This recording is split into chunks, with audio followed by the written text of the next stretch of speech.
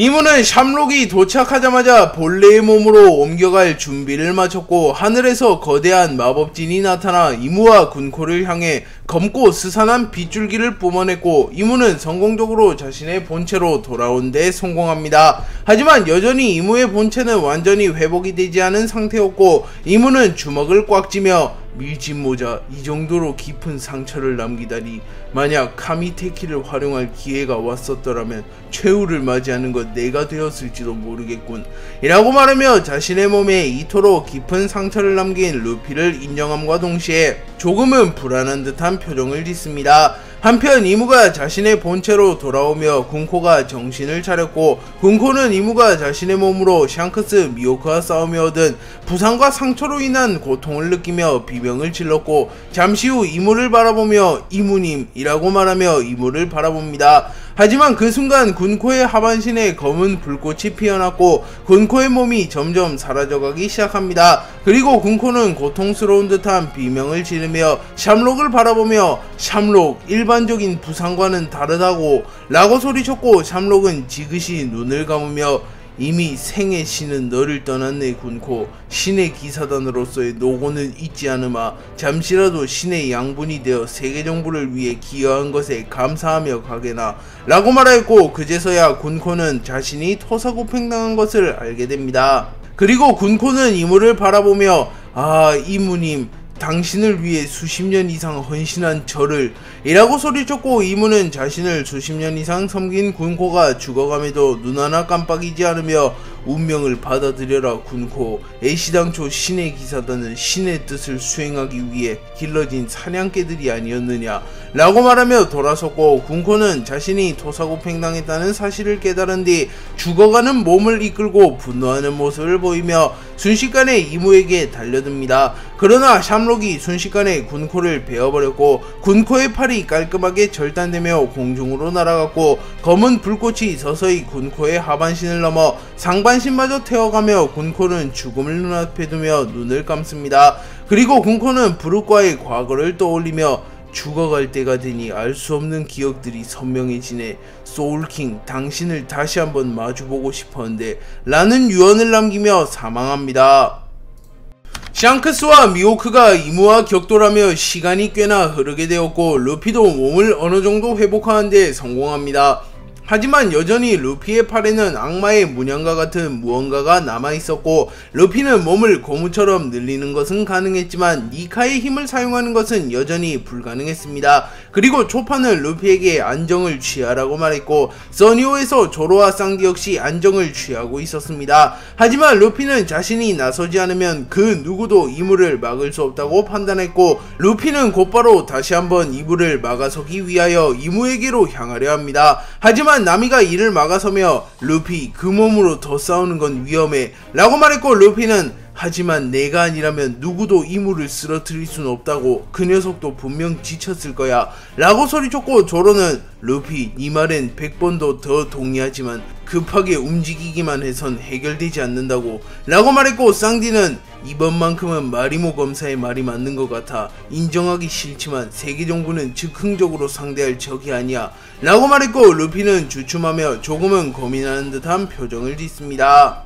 아이기스는 아발론 델피로 복귀한 이후 몸을 추스른 뒤 이무의 목소리를 빌려 오로성들에게 연락하였고 워큐리는 여전히 빈사상태, 나스조르는 대지의 신 가우스티 엘과 대치 중이었으며 피터, 마스는 레드라인 근처에서 대기 중이었기에 곧바로 이무로 위장한 아이기스의 연락을 받습니다. 그리고 피터는 이무님 매의 눈 빨간머리와의 싸움은 끝나셨나이까? 라고 물었고 아이기스는 물론 워큐리, 갈링, 나스조르는 어떻게 되었지? 라고 되물었고 마스는 워큐리 성과 갈링 성은 빈사 상태이며 나스조르는 알 수 없는 적과 대치 중입니다 라고 말합니다. 그리고 아이기스는 의아해하는 표정을 지으며 알 수 없는 적 자세히 말해보거라 라고 말했고 마스는 자세히 보지는 못했지만 지니샤만큼이나 거대한 코끼리의 형태를 한 괴물이 잠시 나타났다 사라졌습니다 라고 말했고 아이기스는 코끼리 형상의 괴물, 아마 태고 시대의 신 중 하나인 대지의 신이겠군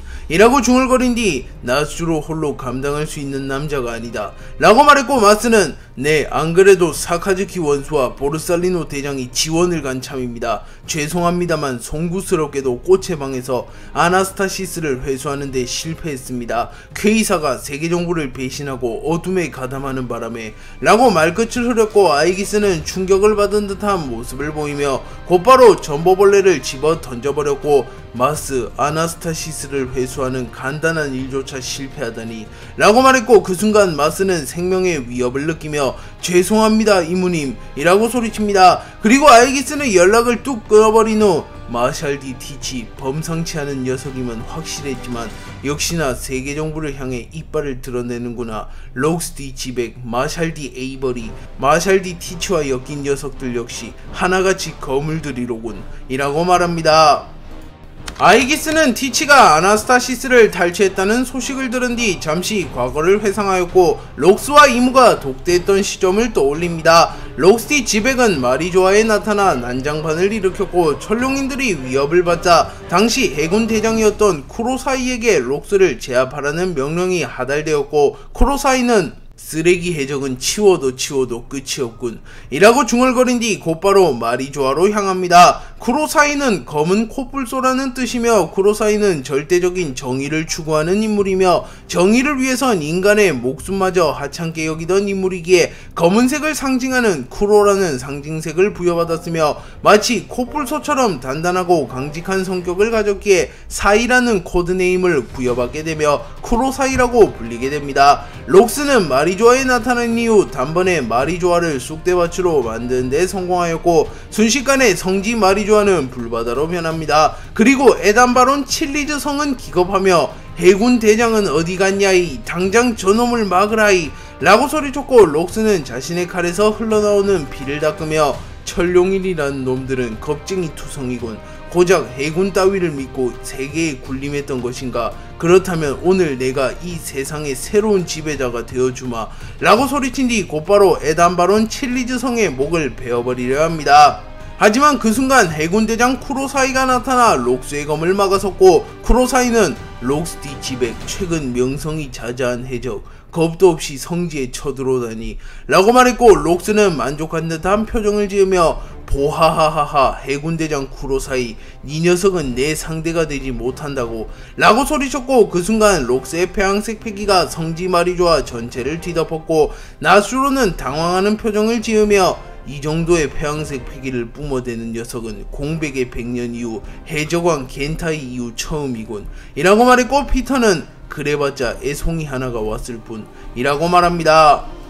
록스와 쿠로사이의 대결이 성사된 이후 쿠로사이는 곧바로 자신의 주먹에 문양색 패기를 휘감은 뒤 빠른 속도로 록스에게 접근하여 주먹을 뻗습니다. 하지만 록스는 견문색 패기를 사용하여 쿠로사이의 공격 경로를 완벽하게 읽어낸 뒤 쿠로사이의 공격을 피해냄과 동시에 폐왕색 패기를 마치 번개의 형태로 방출시켰고, 쿠로사이는 치명상을 입으며 쓰러집니다. 그리고 록스는 웃음을 지으며 보하하하하, 해군도 수준이 많이 퇴보했군. 거프, 센고쿠, 쓸만한 신입들이 두각을 드러내는 것 같던데 이제 은퇴할 때가 된 것 같군 이라고 말했고, 쿠로사이는 단 하나만에 자신과 록스의 격차를 실감하며 좌절합니다. 하지만 쿠로사이는 해군 대장이었기에 좌절할지언정 대결을 포기할 생각 따윈 없었고, 곧바로 악마의 열매 능력을 사용합니다. 쿠로사이가 악마의 열매 능력을 사용한 뒤 주변의 공기가 매우 뜨겁게 끓어오르기 시작했고, 순식간에 성지 마리조아의 건물들이 녹아내리려 합니다. 그리고 쿠로사이는 성지에선 능력이 제한된다, 이 녀석이 남자라면 자리를 옮기는데 동의해주겠나 라고 물었고, 록스는 코웃음을 치며 멍청한 놈, 너와 나는 스포츠 경기 따위를 하는 게 아니야, 목숨을 건 승부라고 라고 말하며 쿠로사이의 제안을 단호히 거부합니다. 그리고 록스는 성지 마리조아가 파괴되는 것이 쿠로사이의 약점임을 파악한 뒤 일부러 범위가 큰 공격을 시전하며 쿠로사이의 집중력을 흔들었고, 쿠로사이는 곤란한 듯한 표정을 짓습니다. 하지만 결정적인 순간 쿠로사이가 악마의 열매 능력을 사용하여 록스를 멀리 날려버리는 데 성공했고, 쿠로사이는 길게 끌어서 좋을 것 없다는 걸 잘 알았다, 지상 최강의 능력으로 널 단숨에 녹여주마 라고 소리칩니다. 쿠로사이가 록스를 멀리 날려버린 뒤 곧바로 악마의 열매 능력을 사용하여 록스를 마무리 지으려 했고, 록스는 미소를 지으며 과연 지상 최강의 능력을 소유한 능력자다운 자신감이로군. 자연계 악마의 열매 핵 열매를 먹은 핵인간 쿠로사이. 하지만 능력만 믿고 설쳐대는 놈들의 최후는 누구보다 잘 알겠지. 신세계에서 자연계 열매 능력자는 결코 무적이 아니라고.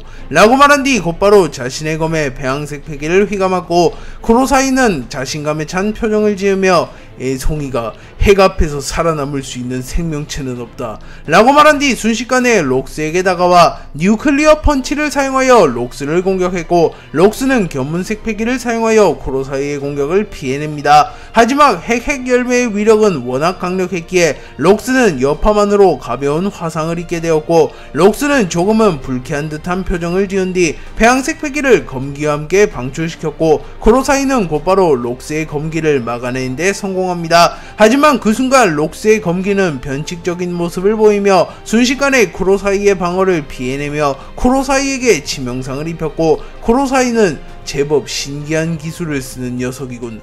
아직은 이름이 알려지지 않은 녀석이지만 이 정도 실력과 잠재력이라면 반드시 훗날 세계를 호령할 대해적이 된다. 해군 대장으로서 오늘 싹을 잘라주마 라고 말하며 자신의 필살기격 기술을 준비하며 단번에 록스를 마무리 짓고자 합니다.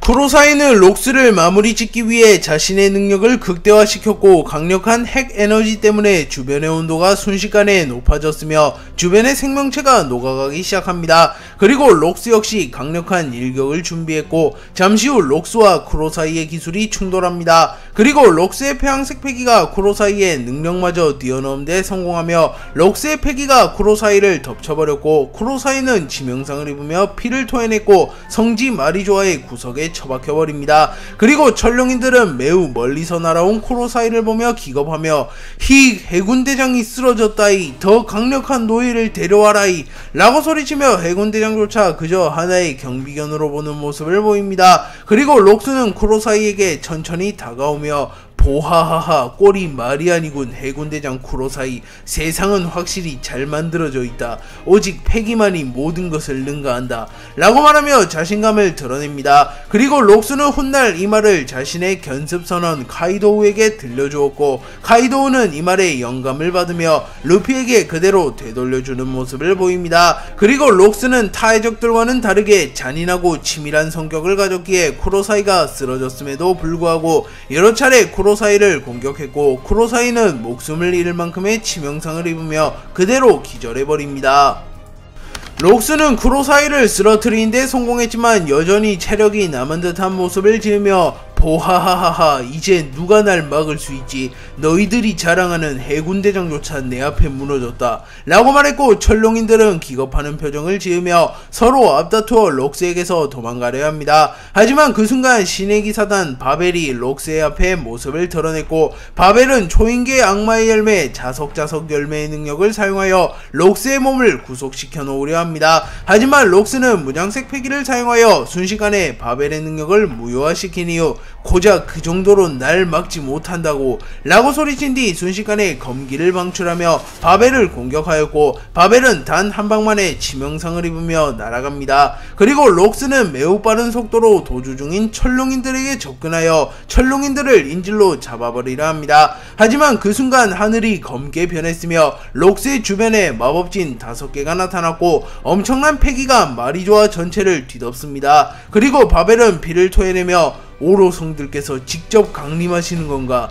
라고 소리쳤고, 그 순간 엄청난 패기와 함께 오로성 전원이 나타났고 록스는 순간 몸이 굳으며 당황하는 표정을 짓습니다. 세터는 무너진 마리조아를 바라보며 록스디 지백, 신세계에서 꽤나 이름을 떨치던 놈인데 이 정도로 강한 힘을 가졌는진 몰랐군 이라고 말했고, 나수로는 곧바로 초대기철을 뽑아들며 애송이가 감히 성지에 침입한 대가를 치르게 해주마 라고 말했고, 워큐리는 바벨에게 쿠로사이를 급히 의무실로 옮겨라. 해군대장은 세계정부의 귀중한 전력, 이런 곳에서 개죽음을 맞게 놔둘 순 없다 라고 말했고, 바벨은 알겠습니다 라고 소리친 뒤 쿠로사이를 데리고 의무실로 향합니다. 하지만 쿠로사이는 조속한 응급처치에도 불구하고 목숨을 잃게 되었고, 록스는 데뷔 전부터 해군대장을 살해하는 데 성공하는 엄청난 퍼포먼스를 자랑하며 순식간에 세계에서 가장 주목받는 해적이 됩니다.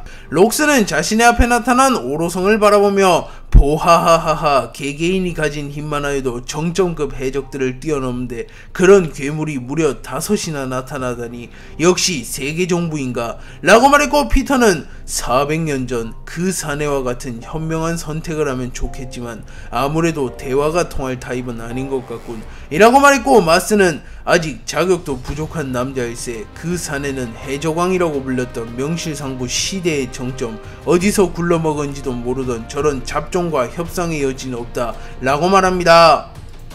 오로성 전원이 록스의 앞에 모습을 드러낸 이후 록스는 조금은 당황하는 표정을 지으며 보하하하하, 세계의 끝에 이런 지옥이 있을 줄이야. 하긴 이 정도 남자들이라면 세상의 정점에 선다는 건 납득이 가는군. 이 녀석들을 모조리 격파하려면 최소 넷 이상의 동료가 필요하겠어 라고 말합니다. 그리고 이는 훗날 록스가 강력한 동료들을 영입하는 동기가 되며, 록스는 하랄드, 흰수염, 빅맘, 시키를 영입하며 오로성의 대항마로 낙점하였으며 그 외에도 카이도, 왕직, 음부, 캡틴 존, 스튜시, 글로리오사 등 강력한 동료들을 영입하며 세계의 패권을 지기 위해 록스의 적단을 결성합니다. 워큐리는 봉이의 형태로 록스에게 다가가며 록스디치백 실력이 있다는 것은 인정하마 해군본부 최고의 전력 해군대장을 살해하다니 라고 말했고, 록스는 보하하하하, 그 녀석 결국 죽은 건가 라고 소리친 뒤 곧바로 홀로 오로성을 상대하려 합니다. 하지만 현실적으로 록스 혼자 오로성을 상대할 수는 없었고,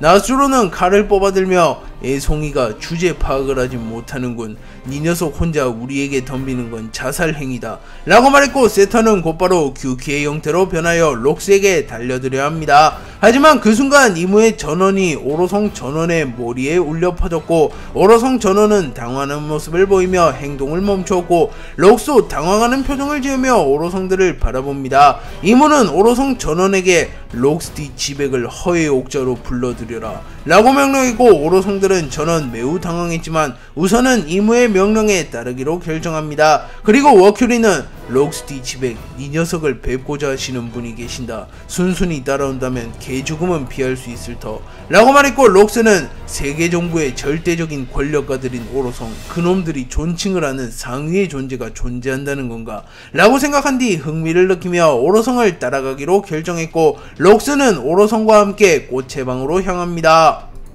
록스는 판게아성 내부의 꽃의 방에 들어섰고 잠시 후 이무가 모습을 드러내며 꽃의 방으로 올라갑니다. 그리고 록스조차 난생 처음 느껴보는 강력한 패기에 위축되며 온몸이 저릿저릿한 기분을 느꼈고, 오로성들은 곧바로 무릎을 꿇으며 이무를 바라봅니다. 한편 성지 마리조아는 록스와 하랄드로 인하여 쑥대밭이 되어 있었고, 마리조아에 머무르던 근위병들은 사태를 수습하며 국왕 5명이 피습 유괴당했다. 유괴 사건이다. 범인은 검은 옷을 입은 거구의 남성이라고 소리쳤고, 그 순간 젊은 시절의 갈링이 나타났고, 갈링은 호들갑 떨지 마라. 친위자 중 한 명은 사라졌고 거인족의 왕 역시 더는 난동을 피울 남자로 보이진 않는다 라고 말합니다. 그리고 갈링은 미소를 지으며 재미있는 일이 벌어지는군 이라고 중얼거립니다. 록스는 허의 옥자에 착석한 이무를 바라보며 이무가 세계정부의 진정한 왕이라는 것을 깨달았고, 소름이 돋았다는 표정으로 이무를 바라보며 보하하하하, 세계정부의 왕이 존재할 줄은 몰랐군. 확실히 가맹국들의 왕들의 죽음은 큰 사건인가. 세계정부의 왕이 친이다 초대를 해주고 말이야 라고 소리칩니다. 하지만 이무는 왕들의 목숨에는 관심조차 안 보이며 나비를 바라보며 왕들의 목숨 따위 무에게는 아무런 위협도 되지 않는다 라고 말했고, 록스는 꽃의 방에 걸터앉으며 그런 것 같네. 근데 성지는 대소동이거든. 나는 데비 존스의 숭배자라고. 어이, 세계정부의 왕, 세계를 걸고 데비백 파이트를 해보겠는가 라고 소리칩니다. 하지만 이무는 눈 하나 깜빡이지 않으며 사족이 길군. 무가 이 녀석을 이곳에 불러들인 이유는 단 한 가지. 이 녀석의 아내 마샬디 에리스의 특수한 능력이 필요해서다 라고 말했고, 록스는 의아해하는 표정을 지으며 그런 시시한 이유였나. 세계의 왕이나 되는 남자가 생각보다 구질구질하군 이라고 소리쳤고, 군코는 표정을 구기며 이무님께 저런 식이면 살아남기 힘들텐데 라고 생각합니다. 하지만 의외로 이무는 담담한 표정을 지으며 결정은 이 녀석이 하는 게 아니다. 오로지 무의 의지대로 흘러가는 것, 그것이 세계다 라고 말했고, 록스는 보하하하하, 그렇다면 내 대답은 노다. 누구라도 날 굴복시킬 순 없다고. 차라리 꺾여 죽는다면 모를까 라고 말하며 록스와 이무의 대화는 결렬되어 갑니다. 록스와 이무의 대화가 결렬되었고, 오로성들은 곧바로 록스를 제거하고자 합니다. 하지만 이무가 이를 막아서며 아직 원하는 바를 얻지 못했다. 저런 녀석 하나 따위가 세상에 돌아간다 한들 세계 정부에 해가 될 일은 없다. 마샬 디 에리스의 힘을 얻어낸 뒤 저 녀석을 처리한다 라고 말했고, 오로성들은 경계를 풀며 록스를 바라봅니다. 그리고 록스는 보하하하하, 더는 무언가를 할 수도 없겠군. 하지만 각오해둬라. 나는 돌아올 거다. 이곳에 라는 말을 남긴 뒤 성지 마리조아에서 떠나갑니다. 그리고 록스는 세계 정부를 상대하기 위해선 강력한 동료들이 많이 필요하다는 것을 실감하였고, 데뷔백 파이트를 통해 유능한 동료들을 모으며 가히 역대 최강이라고 불릴 만한 록스의 적단을 결성하게 됩니다. 또한 록스는 이 사건으로 현상 수배자가 되었고, 초기 현상금이 무려 40억 베리로 책정됩니다. 참고로 이는 초기 현상금으로서는 가장 높은 수치이며, 인플레이션을 감안한다면 현 시대를 기준으로 최소 50억 베리를 상회하는 수치이며, 최종 시점에 로저, 흰수염과 해적왕이 된 이후의 루피를 제외하면 가장 높은 수치의 현상금이기도 합니다. 한편 아이기스는 아직 태고의 전쟁 당시 얻은 상처가 완전히 회복되지 않았기에 꽃의 방 깊은 곳에서 몸을 치유하고 있었고, 이무가 직접 아이기스를 찾아갑니다. 그리고 아이기스는 이무님 이곳까지 직접 행차하시다니 라고 말했고, 이무는 마샬 디 에이버리의 힘을 이은 자가 나타나더군. 물론 진품인지는 검증이 끝나지 않았다만 또한 저 남자에게서 데비 디 존스의 모습이 보였다 라고 말했고, 아이기스는 데비 디 존스의 모습, 설마 저 남자가 데비 디 일족이라는 겁니까? 어찌 되었던 간에 살려두어서는 안되는 남자로군요. 그건 그렇고 아나스타시스를 다시 사용할 수 있게 된 것입니까? 그간 수많은 디아보리족이 나타났었지만 결국 그 힘을 가진 순혈 종족은 찾지 못했었습니다. 록스티 지백 정도 되는 남자가 선택한 여자라면 아나스타시스를 사용할 수 있는 힘을 가졌을 가능성이 높겠군요 라고 말했고, 이무와 아이기스는 티치의 어머니이자 록스의 아들인 마샬 디 에리스의 힘을 이용하여 아나스타시스를 사용하여 태고의 신을 부활시키려 합니다. 또한 이무는 말을 이어가며 록스티 지백, 저 녀석을 보고 있으니 왜인지 모르게 그 녀석이 떠오르는군. 세상을 흔들었던 게임의 창시자 데비 디 존스 라고 말하며 록스를 보며 데비 디 존스를 떠올립니다. 참고로 록스의 본명은 데비 디 지백이며, 록스는 데비 가문의 피를 이어받은, 즉 데비 디 지백의 먼 후손입니다.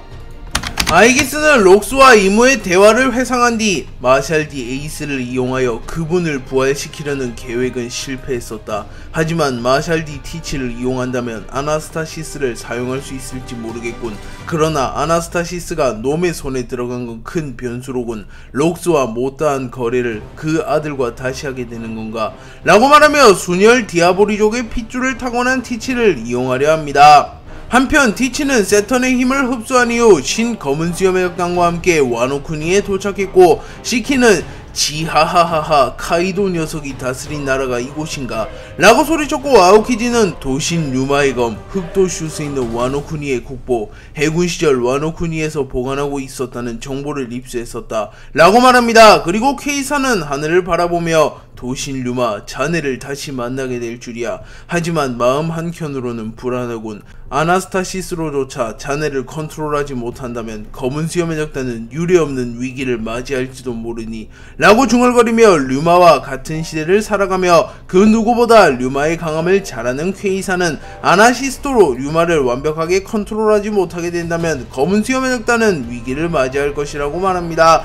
하지만 티치는 자신감이 넘치는 표정을 지으며 제하하하하, 가자 녀석들아, 흑도 슈스이를 탈취한 뒤 도신 류마의 시체를 가진 크로스 길드의 본진을 공격한다. 그리고 모든 재료가 모이게 된다면 롤로노아 이전 역대 최강의 검사라고 불렸던 도신 류마를 손에 넣게 된다고 라고 소리치며 와노쿠니 토바리오 크로스 길드와의 대결을 예고합니다.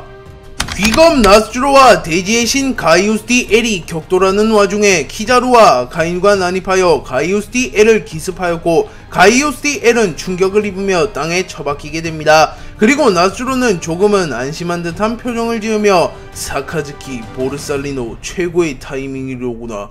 저 녀석을 죽여라 라고 명령하였고 아카이누는 조금은 탐탁치 않은 표정을 지으며 오로성도 별거 없군요. 이런 데서 쩔쩔매고 있다니 어떠한 악도 용서할 수 없기에 저놈을 막는 것이오 라고 툴툴댔고 키자루는 피식 웃음을 지은 뒤 번쩍번쩍 열매의 능력을 사용하여 빠른 속도로 가이우스티 엘에게 접근한 뒤 자신의 다리를 빛으로 변환시켰고 곧바로 가이우스티 엘의 앞면을 걷어차버리려 합니다. 하지만 그 순간 가이우스티 엘은 사람 열매 모델 야훼의 능력을 사용하여 키자루의 움직임을 완전히 정지시키는 데 성공했고 가이우스티 엘은 성가신 녀석들이 둘이나 나타났군.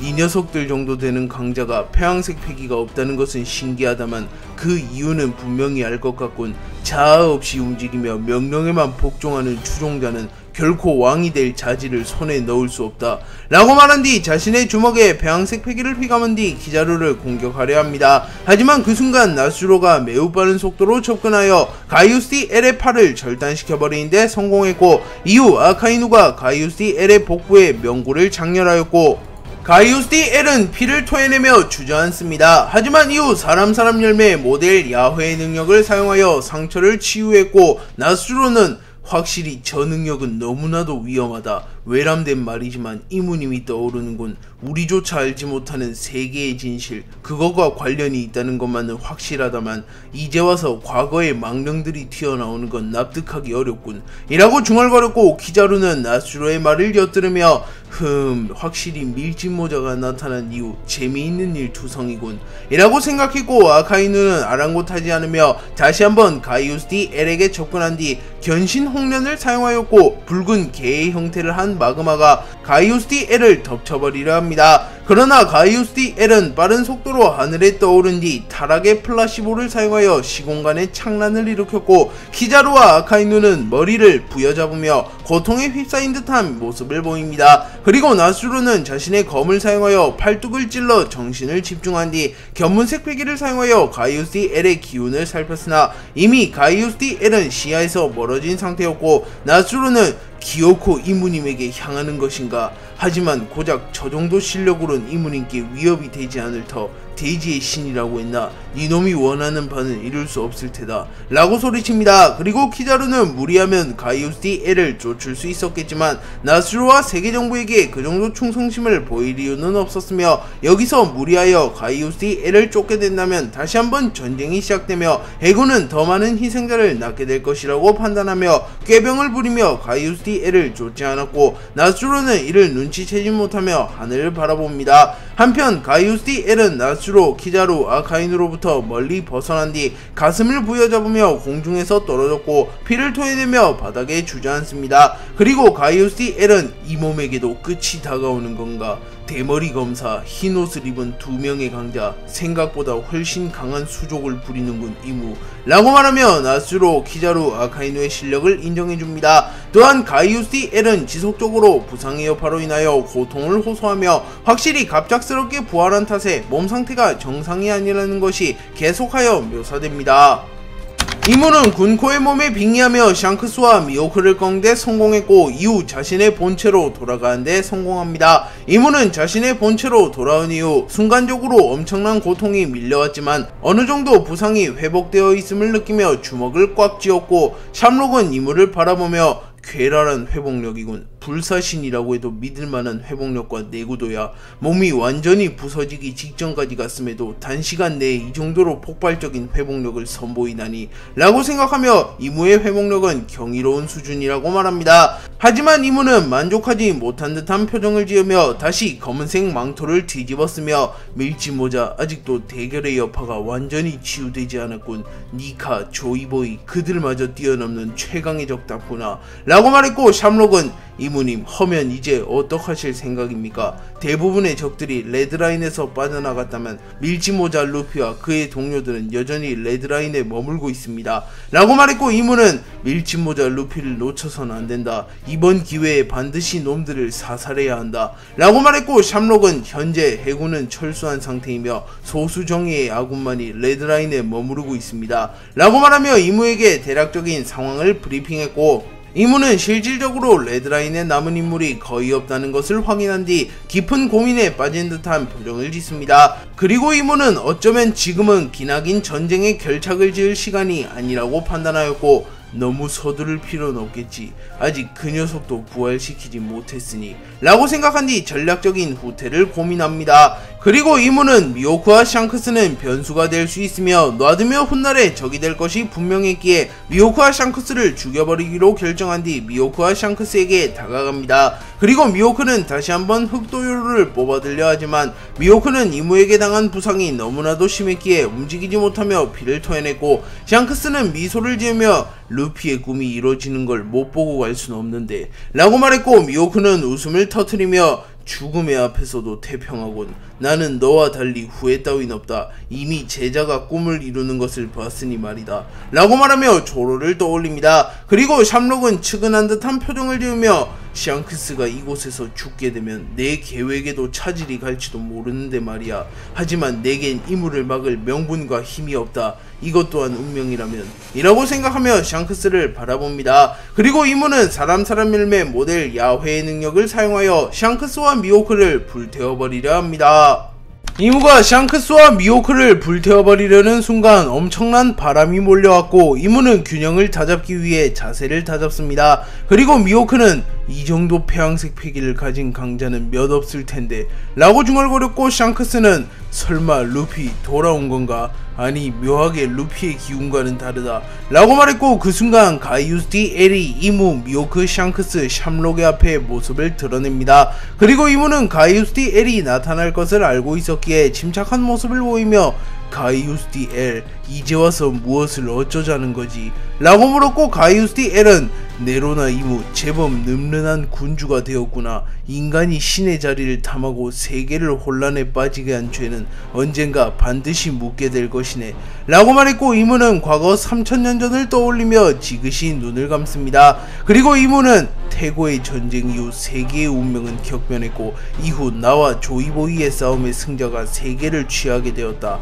그리고 마지막으로 밀짚모자와의 패권 다툼에서만 승리하게 된다면 D의 의지, 자유의 구원은 모두 소멸할 테지. 이미 운명의 수레는 굴러갔다. 이제 와서 과거의 망령 따위가 막기엔 늦었네 라고 말했고, 가이우스 D, 엘은 그래 나와 니카는 이미 시대의 패배자. 이제 와서 세계의 운명을 바꿀 힘 따위 남지 않았다. 하지만 신시대를 위해 니 녀석의 발목을 잡는 건 가능하지. 이무, 나의 조건은 단 하나다. 이번만큼은 밀짚모자를 포기해라. 상호 확증 파괴를 원하진 않겠지 라고 말하며 폐왕색 패기를 발현합니다. 가이우스 D, 엘의 폐왕색 패기는 오로성조차 아득히 능가했기에 샴록은 인상을 찌푸리며 가이우스 D, 엘을 바라보며 분명 3000년 전이라고 말했다. 공백의 100년은 지금으로부터 800년 전일 텐데 설마 그 뒤에도 더 감춰진 역사가 존재하는 것인가 라고 생각합니다. 또한 샹크스 역시 가이우스 D, 엘의 존재 자체에 의문을 품으며 분명 조이보이가 남긴 로드 포네그리프에는 저런 내용은 없다고 들었다. 니코로빈이 내게 거짓을 고했을 리는 없고 라고 말합니다. 그리고 이무는 쉽사리 대결을 포기하지 않으려 하였고, 최소 샹크스와 미호크의 목숨은 가져가려는 의지를 보입니다. 그리고 샹크스는 이를 꽉 깨물며 세계 정부의 왕 이무, 이 정도로 대단한 인물이었나? 과연 세계를 1000년 이상이나 지배한 남자답군 이라고 말하며 이무의 강한 만큼은 인정하는 모습을 보입니다. 캄벨트는 과거부터 거대한 해왕류들의 주둔지이며 4개의 바다와 위대한 항로를 가르는 경계로도 분류되었기에 원피스 세계관에서 상징적인 바다 중 하나였습니다. 또한 캄벨트는 바람 한 점 없는 무풍지대였으며 위대한 항로로 진입하는 이들을 막아서는 무법지대와도 같은 곳이기에 사실상 리버스 마운틴을 제외한다면 캄벨트를 무사히 통과할 방법 따윈 없다고 전해지는 괴담의 성지 같은 곳이었습니다. 그리고 캄벨트가 무풍지대인 이유와 거대 해왕류들의 성지인 이유는 저명한 지질학자들조차 알지 못했습니다. 하지만 이무는 그 원인이 대지의 신 가이우스 D, 엘이 캄벨트 깊은 곳에 잠들어 있기 때문임을 알고 있었고, 루피와의 대결이 끝나면 한다면 레드라인이 붕괴될 것이라는 것을 잘 알았기에 칸벨트에 잠들어 있던 대지의 신 가이오스 L이 자신의 앞에 다시 나타날 것이라는 것도 잘 알고 있었습니다. 이무는 자신을 막아서는 가이오스 L을 바라보며 칸벨트에 잠들어 있던 이 녀석이 다시 세상에 나타났으니 이제 위대한 항로와 4개의 바다를 잇던 경계도 무너지겠군. 올블루의 탄생인가? 좋지 않은 징조로군. 이라고 중얼거렸고 샹크스는 견문색 패기를 사용하여 이무의 말을 엿들은 뒤 칸벨트가 무풍지대이자 해왕류의 성지였던 건 저 남자의 영향이었던 건가? 로드 포네그리프에조차 적히지 않은 세계의 비밀이 이토록 많다니 세계 정부가 감춘 세계의 진실이 도대체 얼마나 더 남았단 말인가? 라고 말합니다. 그리고 미호크는 역사에는 큰 관심이 없었기에 무표정한 표정으로 가이오스 L과 이무를 바라봅니다.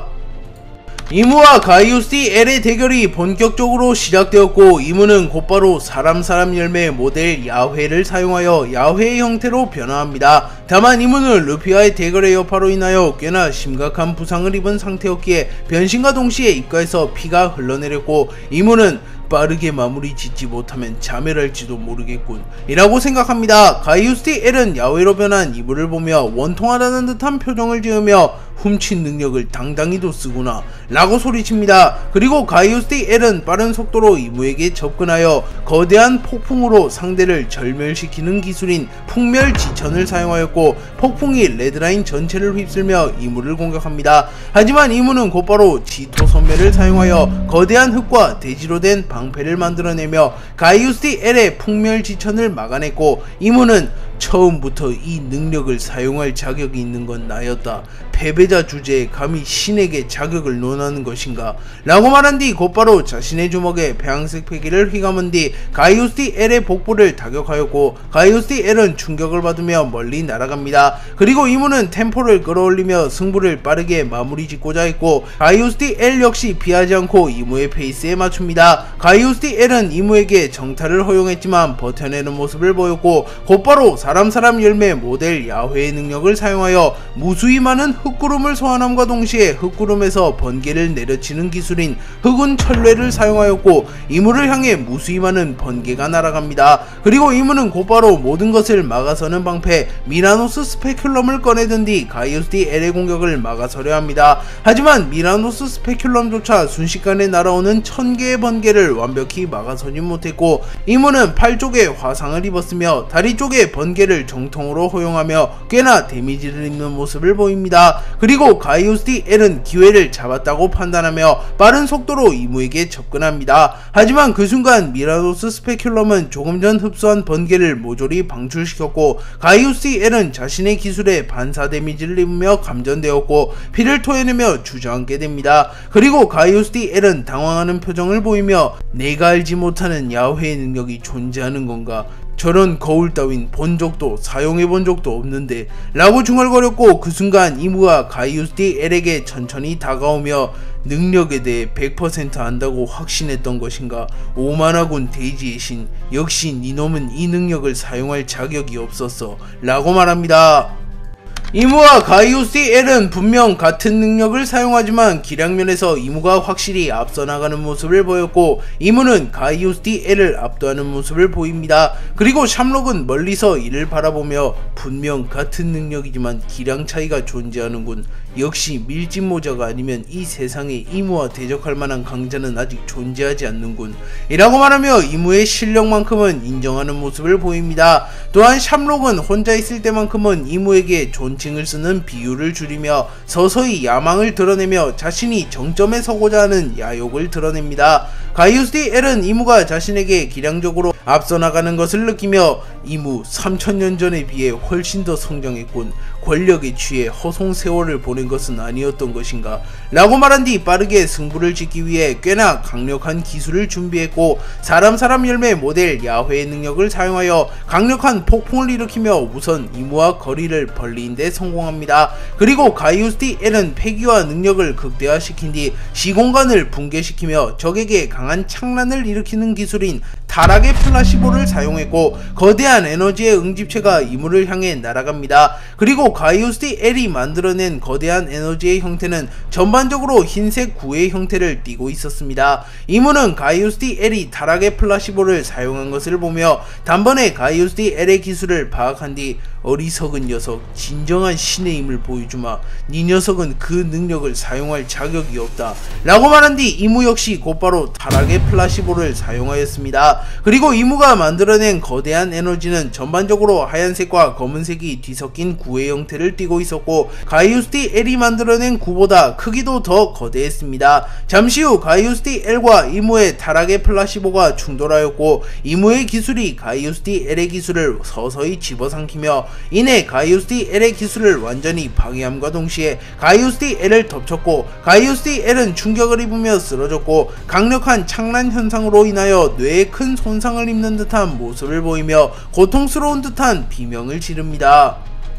이무와 가이오스티 L은 똑같은 야훼의 힘을 공유하지만 기량적으로 이무가 가이오스티 L을 앞서 나갔고 가이오스티 L은 야훼의 힘만으로는 이무를 꺾을 수 없다고 판단합니다. 그리고 가이오스티 L은 곧바로 인간의 형태로 돌아옵니다. 하지만 이무는 여전히 경계를 풀지 않으며 이 정도로 포기할 리는 없을 테고 뭘 숨기고 있는 거지? 라고 묻습니다. 그리고 가이오스티 L은 이무의 말에 대꾸하지 않고 곧바로 베헤모스의 형태로 변하기 시작하였고 순식간에 가이오스티 L의 몸은 팽창하기 시작합니다. 그리고 이내 섬 전체를 뒤덮을 만큼 거대해졌고 샹크스는 충격을 받은 듯한 표정을 지으며 드니샤를 떠오르게 하는 크기로군 이라고 말했고 에이스 역시 멀찍이서 이를 바라보며 뭐냐 저 괴물은 이라고 말했고 사보는 말없이 침을 꿀꺽 삼킵니다. 가이오스티 L이 베헤모스의 형태로 변화한 이후 섬이 점점 부식되어갔고 섬에 있는 모든 생명체의 생명에너지가 가이오스티 L을 향하여 집중됩니다.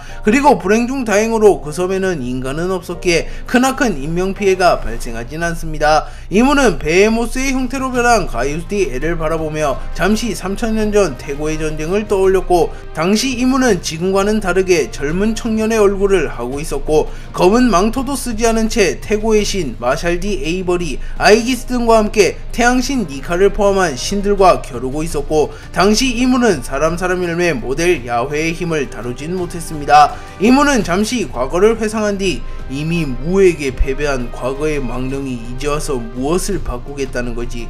너희들의 세계는 이미 붕괴되었다 라고 말했고 베헤모스는 섭리에 얽매이지 마라 이무, 자유를 추구하는 D의 의지는 결코 끊어지지 않는다 라고 말했고 베헤모스의 음성은 매우 낮고 컸기에 주변에 있는 모든 이들은 인상을 찌푸리며 귀를 막았고 이무는 곧바로 가이오스티 L에게 접근합니다.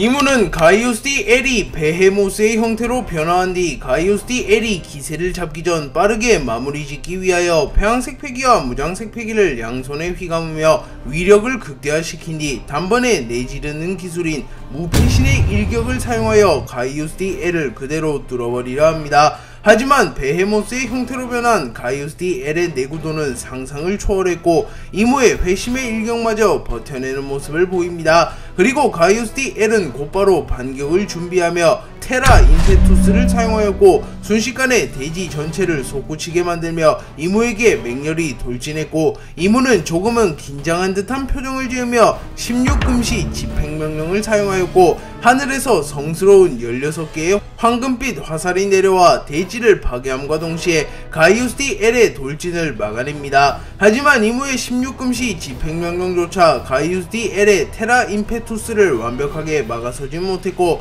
가이오스티 L과 이무는 충돌하며 이무는 멀리 날아갑니다. 그리고 이무는 자신의 왼팔이 완전히 괴사해가는 것을 보며 확실히 회복력에 한계가 찾아왔군. 장기전으로 끌고 가면 어떤 변수가 생길지 모른다 라고 중얼거렸고 가이오스티 L은 이를 눈치챈 듯한 모습을 보이며 내 몸이 부서지는 한이 있더라도 이놈과는 같이 가겠다 라고 말하며 동기어진의 각오를 보입니다. 그리고 아이기스는 견문색 패기를 통하여 이무에게 텔레파시를 보내었고 아이기스는 이무님 이제 그 사람만을 부활시키면 저희의 계획은 완성됩니다. 외람되는 말씀이다만 데이지의 신과 승부를 볼 필요는 없습니다 라고 말했고 이무는 물론 나 역시 그 사실을 누구보다 잘 알고 있다. 아이기스, 넌 계획을 다시 한번 점검해라 라고 명령합니다. 그리고 가이오스 L은 이무에게 영구적인 상처라도 남기기 위하여 곧바로 자신의 필살기격 기술을 준비하였고 육중한 몸을 이끌며 이무에게 접근하였고 이무는 본능적으로 다음 합이 마지막 합이 될 것이라는 것을 깨닫습니다. 그리고 이무는 태고의 심판 초월을 사용하였고 이무가 기술을 시전함과 동시에 엄청난 폐양색 패기가 전방위로 퍼져나가며 섬의 일부가 그대로 소멸되어 버립니다. 또한 불, 물, 바람, 땅의 성질을 띤 에너지가 이무의 주변에 응집되었고 이내 하나의 덩어리로 융합되며 가이오스 L을 향해 날아갑니다. 그리고 가이오스 L은 이를 바라보며 야훼의 힘을 극한으로 활용하는 건가? 저 기술을 정면으로 받아친다면 죽을 확률이 높겠군.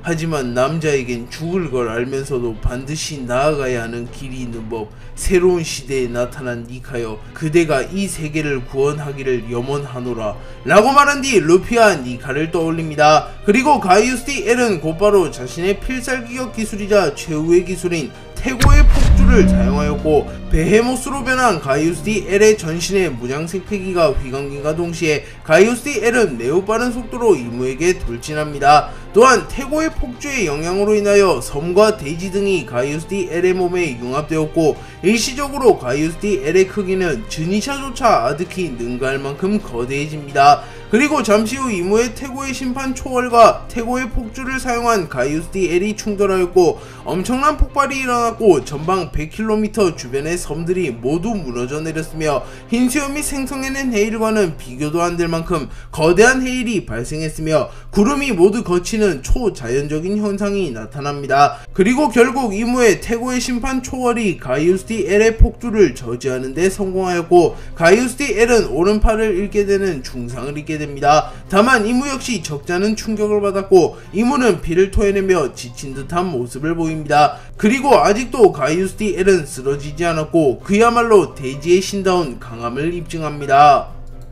이무와 가이오스 L의 대결이 고조되기 직전부터 이미 가이오스 L은 동기어진의 각오를 보였고 이무는 가이오스 L이 상호 확증 파괴를 언급한 것이 진심이었음을 눈치챘으며 가이오스 L이 목숨을 잃을 만큼의 중상을 입었음에도 대결을 포기하지 않는 모습을 보며 운명이 밀짚 모자를 구해낸 건가? 라고 중얼거리며 자신의 능력을 해제합니다. 이무는 가이오스 L이 동기어진의 각오를 보이자 곰곰이 고민하는 표정을 지은 뒤 좋다, 이놈의 요구를 받아들이도록 하지 라고 말했고 샴록은 곧바로 철수를 준비하며 애시당초 이무님께선 철수를 준비하고 계셨다. 매의 눈을 죽이지 못한 것은 아쉽다만 결과적으로 샹크스가 살게 되었으니 나에게도 나쁘지만은 않은 결과군 이라고 생각하며 빠르게 철수 준비를 마칩니다. 이무와 샴록은 철수 준비를 마친 이후 아직 레드라인에 남아있던 오로선과 접촉하고자 하였고 이무는 먼저 검은 먹구름 속 비행 함선을 타고 새로운 성지 아발론 델피로 떠나갈 준비를 마칩니다. 그리고 이무는 샴록에게 나스주로를 포함한 오로선과 함께 아발론 델피로 복귀하라는 명령을 내린 뒤 아발론 델피로 향하려 합니다.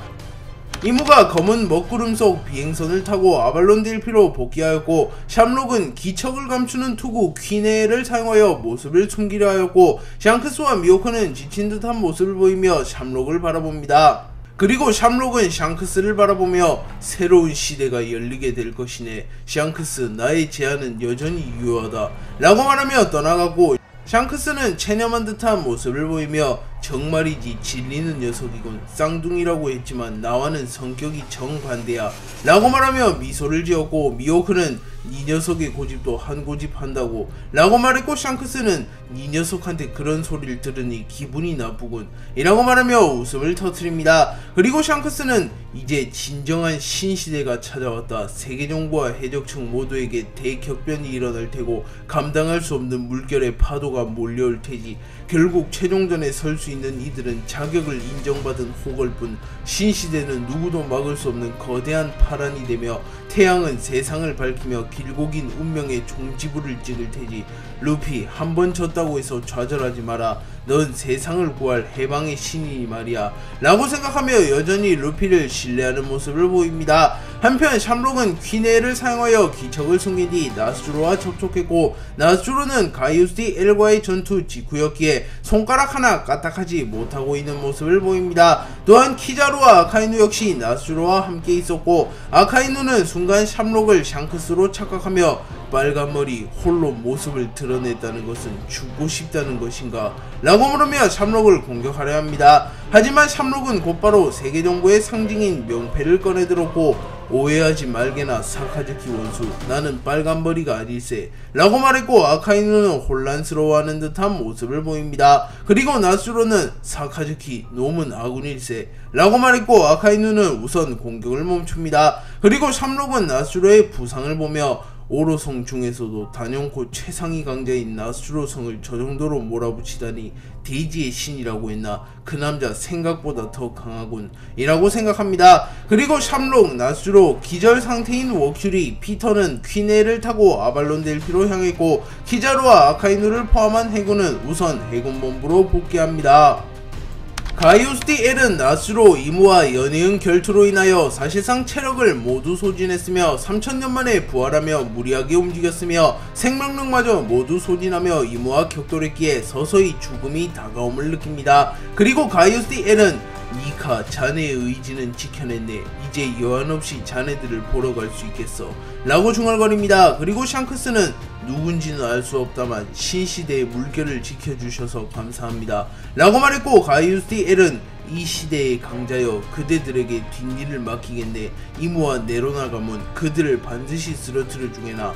마지막으로 이 시대의 니카를 보고 싶군 이라고 말했고, 샹크스는 고개를 끄덕이며 저와 함께 가시죠 라고 말합니다. 그리고 샹크스, 미호크, 가이오스 L은 써니오로 향했고, 잠시 후 루피와 가이오스 L은 직면하게 됩니다. 그리고 조금 전 아주 잠깐 그들은 대면한 적이 있었기에 완전히 초면은 아니었고, 루피는 샹크스와 함께 온 가이오스 L을 보며 샹크스와 함께 왔다는 건 역시 아군이었구나 라고 말했고, 가이오스 L은 웃음을 터뜨리며 니카와 아주 닮았군. 몽키디 루피, 네가 만들고자 하는 세상은 어떤 세상이지?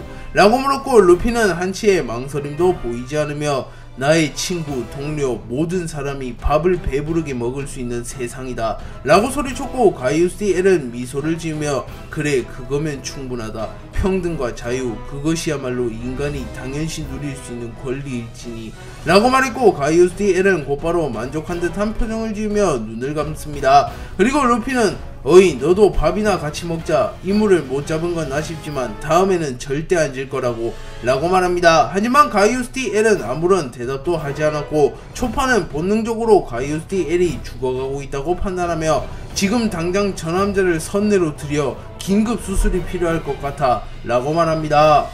초파가 가이오스 L이 시한부에 가깝다는 것을 파악한 뒤 곧바로 가이오스 L을 써니오로 이송하여 치료하려 합니다. 하지만 그 순간 가이오스 L은 배왕색 패기를 발현하며 초파를 묶어두는 데 성공하였고, 가이오스 L은 배왕색 패기를 매우 정교하게 다룰 수 있었기에 그 누구도 기절하지 않으며 오직 초파의 움직임만을 멈춰 세웁니다. 그리고 루피는 특유의 견문색 패기를 통하여 가이오스 L의 의중을 읽어낸 듯한 모습을 보였고, 루피는 가이오스 L이 죽음을 맞이하려 한다는 것을 깨닫습니다. 가이오스 L은 거친 숨을 내몰아쉬며 루피를 바라보며 밀짚모자, 니카가 이루지 못했던 꿈을 이루어 주겠나 라고 물었고, 루피는 그는 어떤 세상을 만들어 했었지 라고 물으며 루피치고는 매우 진지한 모습을 보입니다. 그리고 가이오스 L은 니카, 가장 강한 힘을 가진 사내 중 한 명이었지. 태고의 신과 함께 시대의 정점으로 군림하던 남자. 하지만 그는 의외로 아이 같은 꿈을 꿨네.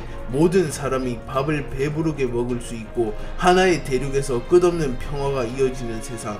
그래, 그는 그걸 원피스라고 부르곤 했네. 하나의 평화, 하나로 이어진 대륙, 하나가 되는 세상. 무엇을 지칭하는지 정확하진 않지만 이라고 말했고, 조로와 쌍디는 루피와 니카라는 인물이 추구하는 꿈이 정확히 일치하는 것을 보며 조금은 소름이 돋는 듯한 모습을 보입니다. 그리고 루피는 주먹을 꽉 쥐며 그래, 니카라는 녀석도 나와 생각이 같네. 물론 우리가 바라는 세상은 유토피아일지도 몰라. 하지만 난 나의 동료와 친구들을 지키기 위해서라도 꿈과 같은 세상을 만들어갈 거야 라고 말했고, 가이오스 L은 미소를 지으며 사람 열매 모델 니카가 주인을 제대로 찾은 것 같군.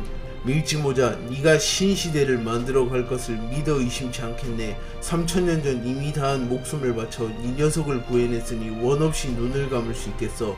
밀짚모자 고맙네 라고 말한 뒤 눈을 감으며 쓰러졌고, 가이우스 D L은 더는 말을 할 수 없을 정도로 심각한 상태가 되었고 서서히 눈을 감았고 짧은 주마등이 지나갑니다. 가이우스 D L은 과거 3000년 전 태양의 신 니카 및 달의 신, 숲의 신, 비의 신, 아즈리, 바다의 신을 비롯한 동료들과 이무, 아이기스, 마샬 D 에이버리, 태고의 신을 비롯한 적들과 전쟁을 펼쳤고 결국 이무, 태고의 신을 필두로 한 연합군에게 패배하며 대다수가 봉인되었습니다. 하지만 이들은 이들의 의지를 남긴 물건을 세상에 남겼고 대지의 신 가이우스 D L은 사람 열매 모델 야훼를 남겼으나 이 능력마저 이무에게 빼앗기게 되며 사실상 의지조차 말살되게 되었습니다. 하지만 루피와 이무의 대결로 인하여 3000년 만에 부활하게 되었고 자신의 의지조차 말살한 이무를 막아서며 이무에게 복수하는 데 성공하였고 가이우스 D L은 편하게 눈을 감게 됩니다. 대지의 신이 죽음을 맞이한 이후 루피는 그의 의지를 기리기 위하여 자신의 밀짚모자를 벗어든 뒤 가볍게 목례를 합니다. 하지만 그 순간 레드라인에서 엄청난 헤일이 밀려왔고 쌍디는 당황하는 모습을 보이며 젠장, 아직도 적이 남은 건가? 이 정도의 지진은 설마 마샬 D 티치? 라고 소리칩니다. 그리고 마르코가 매우 빠른 속도로 날아와 바다에 빠질 뻔한 루피를 구해준 뒤 밀짚모자, 이물을 쓰러뜨리진 못했지만 다행히도 건강해 보이는구나 라고 말했고 루피는 미소를 지으며 응, 고기, 특히 닭고기를 많이 먹으니 상처가 금방 나았어 라고 말합니다. 그리고 조로는 바다의 묘한 해류를 보며 이건 능력도 공격의 여파도 아닌데 설마 해협 자체가 붕괴되어 가는 건가? 라고 말했고 샹크스 역시 이를 눈치채며 자네의 말대로네. 레드라인은 이무와 루피 등 연이은 강자들의 대결로 인하여 완전히 붕괴되어도 이상할 게 없었지만 대결이 완전히 끝나지 않으며 폐기의 영향으로 해협이 무너지지 않고 있었지만 이제는 대결이 완전히 끝나며 폐기가 사라지게 되었고 결국 해협이 무너지게 된 것이네 라고 말하며 레드라인은 세계정부와 밀짚모자 일당과 연합군의 대결로 인하여 애진작 붕괴될 만큼 큰 손상을 입었지만 강자들이 방출하는 폐기의 영향으로 무너지지 않았고 이제는 대결이 완전히 끝나며 폐기의 영향이 사라지게 되며 레드라인이 붕괴되어 간다는 것이라고 말합니다. 참고로 정상결전 당시 마리조아에서 흰수염이 지진을 일으키자 아오키지 아카이누 키자루가 폐기를 사용하여 마리조아의 붕괴를 막아선 적이 있는데 그것과 같은 이치라고 볼 수 있습니다. 밀짚모자 일당과 연합군, 세계정부의 전쟁의 여파로 900년간 세계의 정점이자 권력의 상징으로서 레드라인 상공에 위치했던 마리조아가 무너지게 되었고 절대적인 권위를 누리던 천룡인들의 권위는 바닥으로 떨어지게 됩니다. 또한 레드라인조차 싸움의 여파를 견디지 못하며 해협이 붕괴되어 가기 시작합니다. 그리고 레드라인에 위치한 쌍둥이 언덕이 무너지며 엄청난 폭발을 일으켰고 브룩은 라분을 걱정하는 모습을 보이며 라분이 무사할지 너무나도 걱정되는군요 라고 말했고 루피는 미소를 지으며 걱정하지마 브룩, 라분은 강한 고래라고 라고 말합니다. 그리고 레드라인의 해협과 대륙이 무너지며 레드라인과 위대한 항로가 수직으로 교차하고 있던 경계가 무너지게 되었으며 칸벨트가 완전히 붕괴하기 시작합니다. 그리고 잠시 후 이스트블루, 사우스블루, 노스블루, 웨스트블루 위대한 항로의 해협이 뒤섞이며 하나의 바다가 되어가고 있었고 쌍디가 그토록 찾아다녔던 올블루가 탄생하게 됩니다. 그리고 쌍디는 순간 감정이 벅차올랐고 눈물을 참기 위해 곧바로 담배를 물어들며 이스트블루, 사우스블루, 노스블루, 웨스트블루 4개의 바다가 합쳐짐으로써 탄생하는 전설의 바다를 올블루라고 부른다.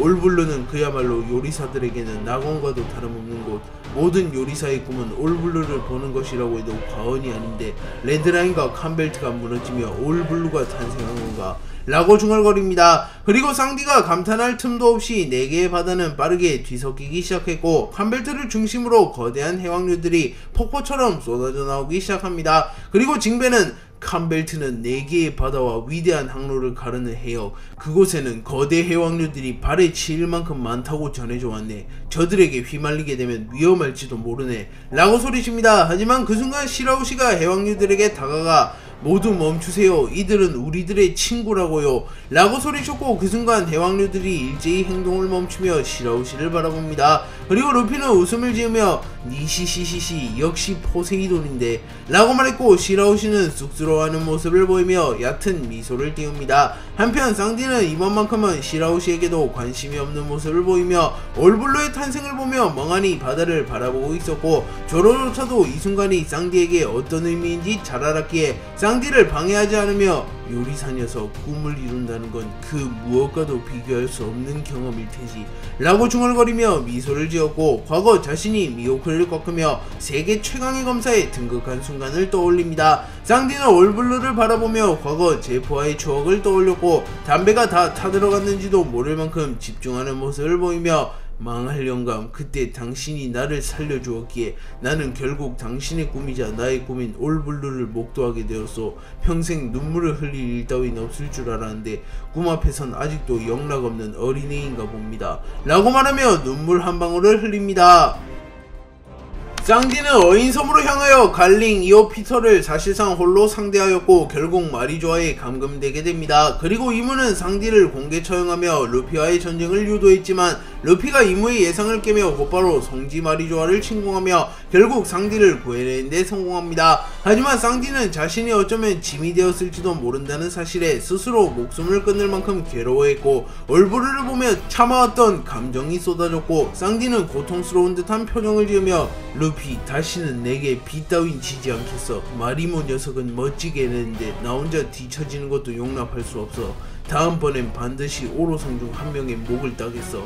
루피, 너도 다음번엔 반드시 이물을 쓰러뜨려라 라고 말했고, 루피는 쌍디의 어깨를 톡톡 두드리며 니시시시시, 동료끼린 빚이란 게 존재할 수 없다고. 쌍디, 다음번엔 반드시 이물을 날려버리겠어 라고 말했고, 조로는 멀리서 이들을 지켜보며 웃음을 짓습니다.